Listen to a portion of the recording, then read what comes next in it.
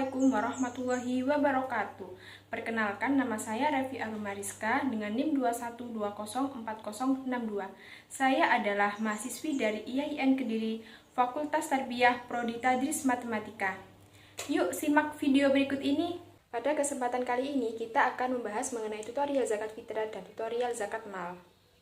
Apa sih zakat itu? Zakat adalah harta yang wajib dikeluarkan oleh seseorang muslim untuk diberikan kepada orang yang berhak menerimanya, sesuai dengan syariat Islam. Nah, arti zakat sendiri secara bahasa adalah menyucikan. Zakat itu terdiri dari dua macam, yaitu zakat fitrah dan zakat mal. Kita akan mengulas sedikit perbedaan zakat fitrah dan zakat mal. Zakat fitrah itu adalah zakat yang wajib dikeluarkan setiap jiwa atau orang yang mukmin di bulan Ramadan. Oleh karena itu, zakat fitrah hanya dilakukan sejak awal bulan Ramadan sampai menjelang sholat Idul Fitri. Nah, hukum zakat fitrah itu adalah wajib bagi semua umat muslim.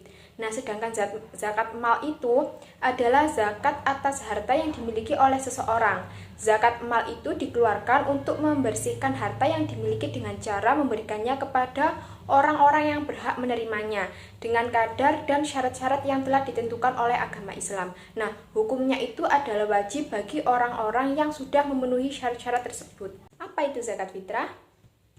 Zakat fitrah adalah bahan yang dipakai untuk berzakat fitrah. Nah, zakat fitrah itu bahan makanan pokok yang mempunyai sifat mengenyangkan, banyak ditanam orang dan tahan lama. Besarnya zakat fitrah yang harus dikeluarkan dalam setiap jiwa adalah 1 syak atau 3,1 liter atau sama dengan 2,5 kg atau uang yang seharga bahan makanan pokok tersebut. Syarat-syarat zakat fitrah. Yang pertama itu adalah beragama Islam, kemudian yang kedua itu mengalami kehidupan di bulan Ramadan. Dalam hal ini itu termasuk bayi yang sudah lahir sebelum matahari terbenam pada hari terakhir bulan Ramadan. Demikian juga dengan seseorang yang meninggal sebelum matahari terbenam pada akhir bulan Ramadan. Kemudian yang ketiga adalah mampu membayar zakat. Nah, artinya itu dia mempunyai kelebihan harta untuk mencukupi kebutuhan keluarganya pada saat hari raya Idul Fitri. Rukun zakat fitrah yang pertama adalah niat. Apabila diucapkan bacaan niatnya adalah nawaitu an ukhrija zakatal fitri an nafsi fardhu lillahi ta'ala. Yang kedua itu adanya muzaki atau orang yang berzakat fitrah. Kemudian yang ketiga adalah adanya mustahik atau orang yang menerima zakat fitrah. Nah, doa untuk orang yang menerima zakat fitrah adalah ajarakallahu fima a'taita wa baraka fima abqaita wa ja'alahu laka tahuro. Kemudian yang keempat itu adanya harta yang dipergunakan untuk berzakat fitrah. Kemudian kapan waktu untuk zakat fitrah? Yang pertama itu ada waktu takjil atau membayar zakat fitrah secara takjil itu hukumnya diperbolehkan, yakni dilakukan sejak awal bulan Ramadan tiba hingga akhir bulan Ramadan sebelum maghrib berbuka. Kemudian yang kedua itu adalah waktu wajib. Nah, hukum waktu wajib ini diperuntukkan bagi umat Islam yang membayar zakat fitrah semenjak matahari terbenam sholat maghrib di akhir bulan Ramadan sampai sebelum sholat subuh. Kemudian yang ketiga itu adalah waktu lebih utama atau yang lebih afdol, yaitu waktu lebih utama untuk membayar zakat fitrah bagi umat Islam adalah sejak selesai sholat subuh sampai sebelum pelaksanaan sholat Idul Fitri. Nah, sholat Idul Fitri itu yang menjadi patokan adalah sholat Idul Fitri di tempat kita tinggal. Kemudian ada zakat mal. Apa itu zakat mal? Nah, syarat-syarat muzaki pada zakat mal itu yang pertama adalah beragama Islam, kemudian merdeka atau tidak hamba sahaya, kemudian yang ketiga memiliki harta yang sempurna atau tidak merupakan pinjaman pihak lain. Kemudian yang keempat itu harta mencapai 1 nisab atau nisabnya itu batas minimal jumlah harta sehingga wajib dikeluarkan zakatnya. Kemudian yang kelima itu sudah 1 tahun dimiliki untuk jenis harta tertentu. Nah, hal ini itu tidak disyaratkan. Nah, harta yang wajib dizakatkan pada zakat mal itu yang pertama adalah emas atau perak, kemudian yang kedua itu harta perniagaan, kemudian yang ketiga peternakan, yang keempat pertanian, dan yang kelima harta temuan atau rikas. Nah, untuk zakat mal emas dan perak itu wajib dikeluarkan zakatnya adalah yang merupakan harta simpanan. Nah, emas dan perak ini yang disimpan wajib dikeluarkan zakatnya apabila sudah dimiliki selama 1 tahun. Nah, nisabnya adalah jika nisab emas itu 93,6 gram. Nah, ada juga pendapat lain itu 85 gram. Kemudian yang kedua adalah nisab perak itu 624 gram. Kemudian kadar zakat keduanya itu adalah 2,5%. Nah, demikian halnya itu dengan harta yang disimpan yang tidak terwujud emas. Misalnya berbentuk uang yang ditabung juga harus dikeluarkan zakatnya. Besar nisab dan zakatnya itu disamakan dengan nisab dan zakat emas. Selain itu, untuk zakat mal pada perniagaan itu adalah harta yang diperdagangkan. Nah, untuk harta jenis ini itu disyaratkan sudah setahun dan sudah mencapai 1 nisab. Nah, nisab itu dihitung dari harta milik sempurna atau tidak milik orang lain dan tidak termasuk pinjaman kepada pihak lain. Nah, nisabnya itu senilai dengan emas yaitu 93,6 gram. Ada juga pendapat lain yaitu 85 gram dan kadar zakatnya itu 2,5%.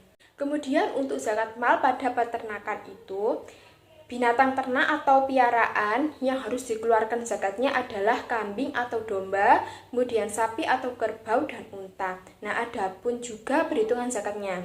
Nah, jika jenis binatang ternak itu kambing atau domba, jika nisabnya 40 sampai 120, maka yang dizakatkan adalah 1 ekor dan umurnya itu 2 tahun. Kemudian jika nisabnya itu 121 sampai 200, maka kadar zakatnya adalah 2 ekor umur 2 tahun. Kemudian ada nisab yang 201 sampai 300 itu, maka kadar zakatnya adalah 3 ekor umur 2 tahun.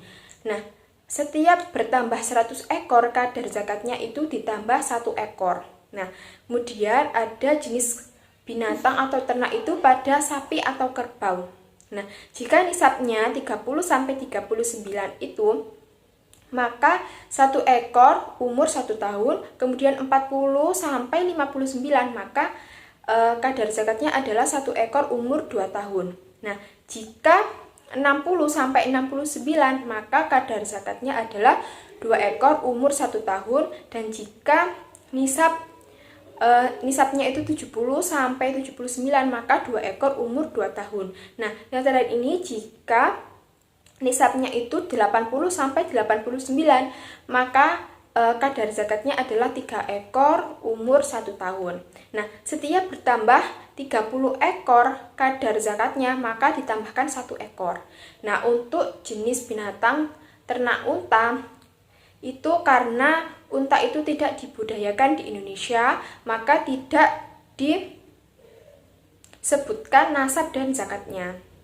Kemudian ada zakat mal pada pertanian. Nah, yang dimaksud dengan hasil pertanian dalam pembahasan fikih klasik adalah khusus yang memproduksi makanan pokok seperti beras, jagung, gandum, sagu, dan lain-lain. Nah, zakat untuk jenis harta ini itu diberikan setiap panen, jadi tidak harus menunggu 1 tahun. Ketentuannya adalah nisabnya itu 750 kg atau 5 wasak. Kemudian kadar zakatnya adalah 10% apabila tidak ada tambahan biaya untuk pengairan.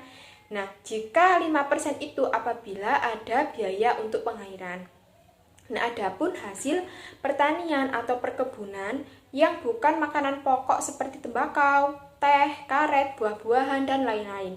Nah, perhitungannya itu disamakan dengan harta perniagaan. Nisabnya itu senilai dengan harga emas dan kadar zakatnya itu sama dengan emas.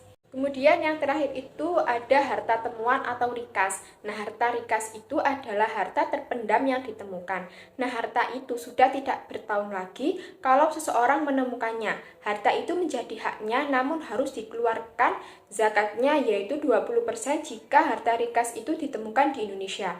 Jadi, kita harus mengikuti ketentuan hukum positif di Indonesia. Niat untuk zakat mal adalah nawaitu an uhrija zakata mali fardhon lillahi ta'ala. Nah, ada juga 8 golongan orang yang akan menerima zakat mal. Yang pertama itu adalah fakir, kemudian miskin, kemudian ada rikob, kemudian ada ghorim, ada musafir, mu'alaf, fisabilillah, dan amil. Kemudian itu hikmah zakat, itu yang pertama adalah ungkapan rasa syukur atas nikmat yang diberikan oleh Allah Subhanahu wa Ta'ala.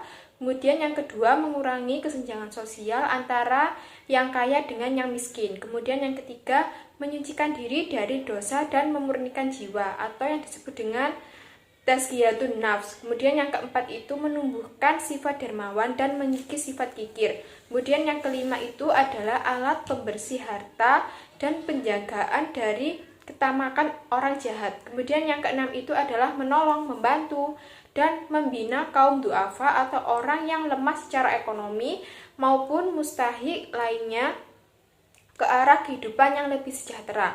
Kemudian yang ketujuh itu adalah mewujudkan tatanan masyarakat yang sejahtera dan rukun serta damai. Sekian pemaparan mengenai tutorial zakat fitrah dan zakat mal. Terima kasih atas perhatiannya. Semoga apa yang saya sampaikan menjadi ilmu yang bermanfaat.